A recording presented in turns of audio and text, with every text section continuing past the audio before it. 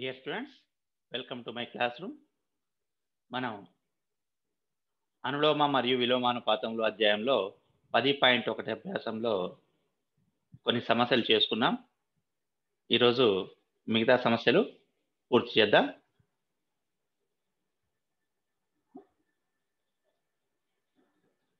ఎనిమిదవ సమస్య, 12 దళసరి కాగితముల బరువు 40 గ్రాములు అయినా అటువంటి ఎన్ని దళసరి కాగితముల బరువు 16.2/3 కిలోగ్రాములు అగును. ఇక్కడ మనకు ఈ సమస్యలో 12 కాగితాల బరువు 40 గ్రాములు అయితే ఎన్ని కాగితాల బరువు 16.2/3 కిలోగ్రాములు అవుతుంది అని ఇవ్వడం జరిగింది.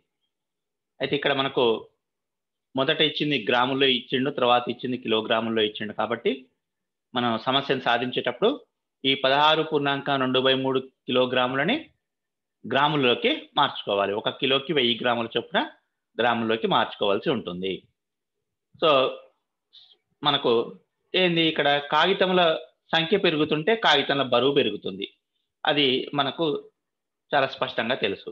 కాబట్టి కాగితముల సంఖ్య, కాగితముల బరువు అనే రెండు రాశులు కూడా అనులోమానుపాతంలో ఉంటాయని చెప్పవచ్చు కదా. కాగితముల సంఖ్య పెరిగితే కాగితం బరువు పెరుగుతుంది. కాబట్టి కాగితముల సంఖ్య, కాగితముల బరువులు అనులోమానుపాతంలో ఉంటాయి. కాబట్టి కాగితముల సంఖ్యను x గాను, కాగితముల బరువుని y గాను తీసుకుంటే మనకు ఇవ్వబడిన సమాచారం ప్రకారం 12 కాగితముల సంఖ్య 12 ఉంటే బరువు 40 గ్రాములు. మరి కాగితముల సంఖ్య ఎంత అయితే బరువు 16.2/3 కిలోగ్రాములు అవుతుంది. అంటే ఇక్కడ y2 అనేది 16.2/3 కిలోగ్రాములు. కానీ y1 విలువ గ్రాముల్లో ఉంది కాబట్టి దీన్ని కూడా మనం గ్రాముల్లోకి మార్చుకుందాం. ముందు మిశ్రమ భిన్నాన్ని అపక్రమ భిన్నంగా మార్చుకుంటే 3 16 48 + 2 53 కిలోగ్రాములు. దాన్ని 1000తో గుణిస్తే గ్రాముల్లోకి వస్తుంది. అంటే 50,000/3 గ్రాములు. ఇప్పుడు మనకు x yకి ఇక్కడ అనులోమానుపాతంలో ఉంటుందని తెలుసు. కాబట్టి x is directly proportional to y. కాబట్టి x1/y1 = x2/y2. సో 12/40 విలువలు ప్రతిక్షేపించుకోవాలి కదా. 12/40 = x2/50,000/3. సో ఇక్కడ భిన్నంలో ఉన్న హారంలో ఉన్న 50,000/3ని పక్షాంతరం చెందిస్తే x2 = 12 × 50,000/40 × 3. సో ముందు మనం క్యాన్సల్ చేసేవి చేయగలిగితే ఏమవుతుంది, ముందు 3 చేత 12ని భాగిస్తున్నా 4లో పోతుంది. మళ్ళా 4 చేత 10ని భాగిస్తే 40ని భాగిస్తే 10లో పోతుంది. మళ్ళీ 10 చేత 50,000ని భాగిస్తే 5,000 అవుతుంది. సో ఆ విధంగా x విలువ 5,000 వచ్చింది. కాబట్టి మనకు కావలసిన కాగితముల సంఖ్య 5,000. ఓకే, నెక్స్ట్ 9వ సమస్య చూద్దాం. ఒక రైలు గంటకు 75 కిలోమీటర్ల సమవేగంతో ప్రయాణించుచున్నది. అయినా అది 20 నిమిషాలలో ఎంత దూరం ప్రయాణించును? 250 కిలోమీటర్ల దూరమును ప్రయాణించుటకు ఆ రైలుకి ఎంత కాలం పట్టును? ఇక్కడ కూడా మనకేంది, రైలు వేగం ఇచ్చి 20 నిమిషాల్లో ఎంత దూరం ప్రయాణిస్తుంది అంటే కాలం ఇచ్చి దూరం ఒక సమస్యలో కనుక్కోమన్నాడు, దూరం ఇచ్చి కాలం ఒక సమస్యలో కనుక్కోమన్నాడు. మనకు తెలుసు ఎక్కువ దూరం ప్రయాణిస్తే ఎక్కువ కాలం పడుతుంది, తక్కువ దూరం ప్రయాణిస్తే తక్కువ కాలం పడుతుంది కదా. కాబట్టి దూరం కాలంలో ఎట్లా ఉంటాయి, అనులోమానుపాతంలో ఉంటాయి. ఇప్పుడు మనం 1వ సమస్య చూద్దాం. ముందు కాలం తీసుకుందాం, అంతకాలంలో ప్రయాణించే దూరం తీసుకుందాం. కాలమును x గా, దూరమును y గా. మనకి ఇవ్వబడిన సమాచారంలో గంటకు ఉంది, కనుక్కోవాల్సిన నిమిషాల్లో ఉంది. కాబట్టి గంటను కూడా నిమిషాల్లోకి మార్చుకుంటాం. సో 1 గంట అంటే 60 నిమిషాలు.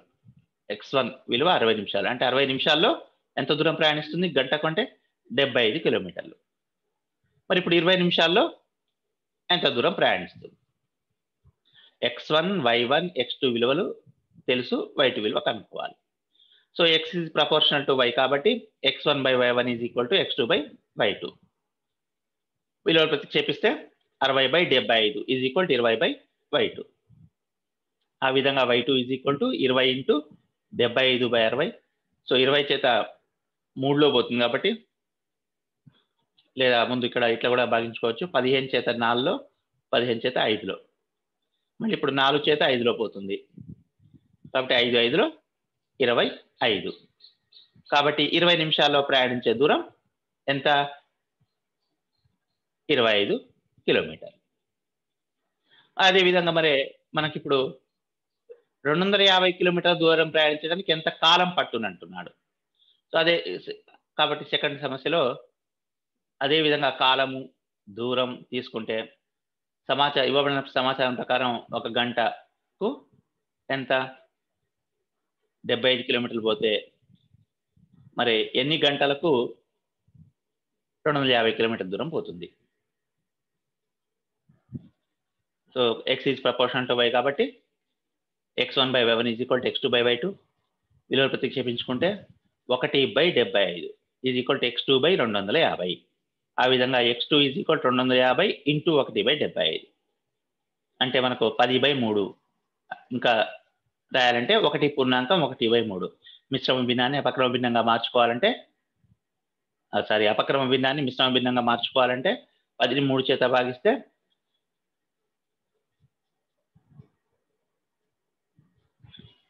ఇక్కడ మనకు 1.1/3 గంటలు కాదు, 3.1/3 గంటలు ఇది. కాబట్టి ఇక్కడ నేను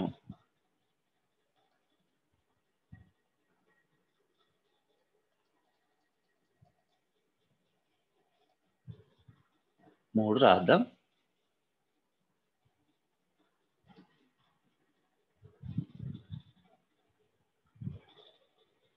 3.1/3 గంటలు. ఎందుకంటే 3/3లో పోతుంది, 1 శేషం మిగులుతుంది కాబట్టి 3.1/3 గంటలు. సో కాబట్టి ఆ విధంగా 250 కిలోమీటర్ల దూరానికి ప్రయాణించడం పట్టుకాలం ఎంత అవుతుంది? 3.1/3 గంటలు. ఇక్కడ కూడా మార్చేద్దాం.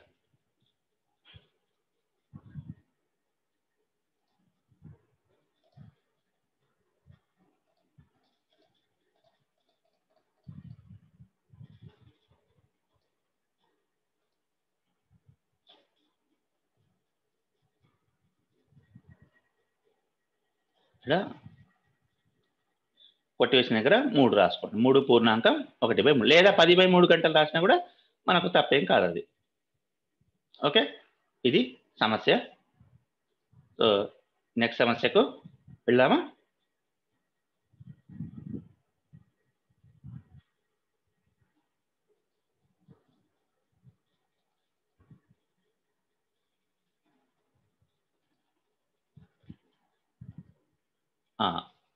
ఒక మైక్రోచిప్ పథకం అంటే డిజైన్ యొక్క స్కేలు 40:1గా ఉన్నది.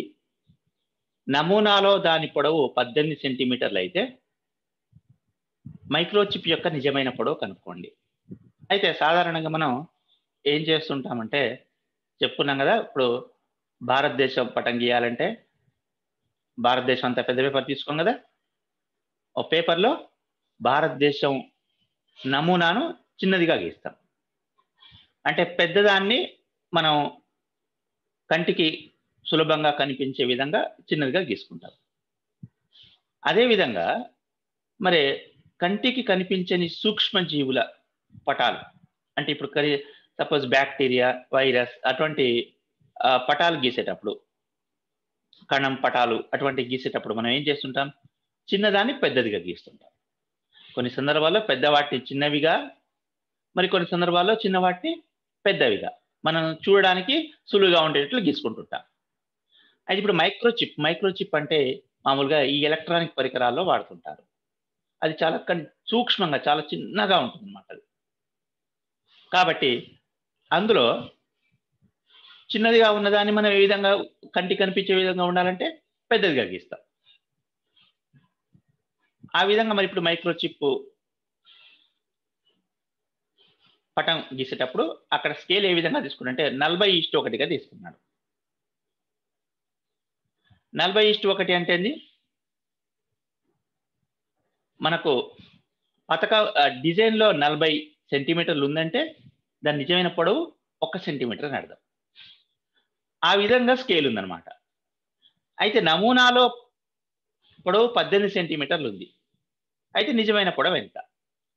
అంటే పటం నిజమైన పొడవు 1 ఉంటే నమూనాలో 40 ఉంది.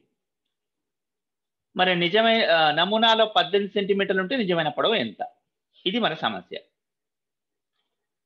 సో ఇప్పుడు సాధన చూద్దాం. మామూలుగా ఏంది, చిప్ సైజుని బట్టి మనం ఇక్కడ నమూనా కూడా కొలతలు కూడా ఉంటాయి. కాబట్టి నమూనాలో చిప్ కొలతలు పెరిగితే నిజమైన చిప్ కొలత కూడా పెద్దదిగా ఉంటుంది. కాబట్టి నమూనా కొలతలు నిజమైన కొలతలు అనులోమానుపాతంలో ఉంటాయి. కాబట్టి ఇప్పుడు నమూనా కొలతలు x గాను నిజమైన కొలతని y గాను తీసుకుందాం. నమూనా కొలతలో 40 ఉందంటే నిజమైన కొలత ఎంత ఉంటుంది? 1 ఉంటుంది. 1 సెంటీమీటర్ ఉంటుంది. మరి సెంటీమీటర్ ఎట్లా తెలుసు మనకు? ఇక్కడ ఇవి 18 సెంటీమీటర్లను ఇచ్చాడు కాబట్టి తీసుకుంటున్నాం అన్నమాట. మరి ఇప్పుడు నమూనాలో 18 సెంటీమీటర్లు అయితే నిజమైన కొలత ఎంత? ఇది సమస్య. సో ఇప్పుడు x ప్రపోర్షనల్ టు y కాబట్టి x1/y1 x2/y2 తీసుకుంటాం. ఆ విధంగా 40/1 = 18/y2. So y2 = 18 × 1/40.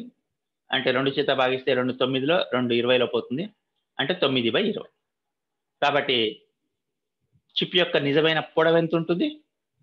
9/20 సెంటీమీటర్. నమూనాలో 18 సెంటీమీటర్లు ఉంటే నిజమైన పొడవు 9/20 సెంటీమీటర్లు.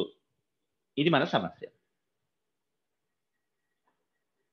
చివరగా ఇంకొక సమస్య చూద్దాం.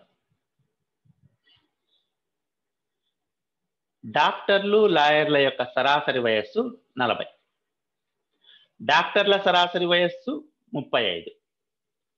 లాయర్ల యొక్క సరాసరి వయస్సు 50. అయితే డాక్టర్ల సంఖ్య, లాయర్ల సంఖ్యకు గల నిష్పత్తిని కనుగొనండి. ఇది మన సమస్య. ఇక్కడ మనకు డాక్టర్ల సంఖ్య తెలియదు, లాయర్ల సంఖ్య తెలియదు. కానీ డాక్టర్ల సరాసరి వయస్సు తెలుసు, లాయర్ల సరాసరి వయస్సు తెలుసు, ఇద్దరిది కలిపి సరాసరి వయస్సు తెలుసు. అయితే ఇక్కడ డాక్టర్ల సంఖ్యకు లాయర్ల సంఖ్య గల నిష్పత్తి మాత్రం కనుక్కోమంటున్నాడు. సంఖ్య తెలిస్తే నిష్పత్తి కనుక్కోవచ్చు. కాబట్టి ముందు సంఖ్యల్ని XYలు అనుకుందాం. సో డాక్టర్ల సంఖ్య X అనుకుందాం, లాయర్ల సంఖ్య Y అనుకుందాం. మరి డాక్టర్లు, లాయర్ల మొత్తం సంఖ్య ఎంత? ఆ విధంగా X + Y. మరి ఈ డాక్టర్లు మరియు లాయర్ల మొత్తం సరాసరి వయస్సు ఎంత?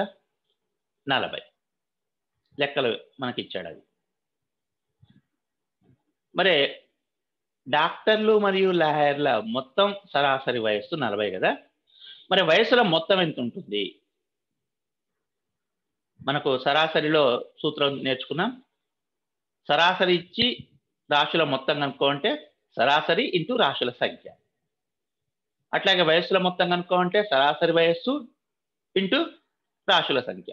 అంటే ఎంతమంది ఉన్నారు అంటే ఏమవుతుంది? అది సరాసరి వయస్సు ఏమో 40, వాళ్ళ మొత్తం సంఖ్యనేమో X + Y. 40 × X + Y. So గుణిస్తే 40X + 40Y. ఇదేంటిది? డాక్టర్లు మరియు లాయర్ల వయస్సుల మొత్తం 40X + 40Y. దీన్ని ఒక సమీకరణంగా తీసుకుందాం. ఇప్పుడు మనకు డాక్టర్ల సంఖ్య X, డాక్టర్ల సరాసరి వయస్సు 35. కాబట్టి డాక్టర్ల వయస్సుల మొత్తం ఏమవుతుంది? ఇదే సూత్ర ప్రకారం సరాసరి వయస్సు ఇంటూ మొత్తం సంఖ్య సూత్ర ప్రకారం వీళ్ళ సరాసరి వయస్సు 35, డాక్టర్ల సంఖ్యనేమో ఎక్స్.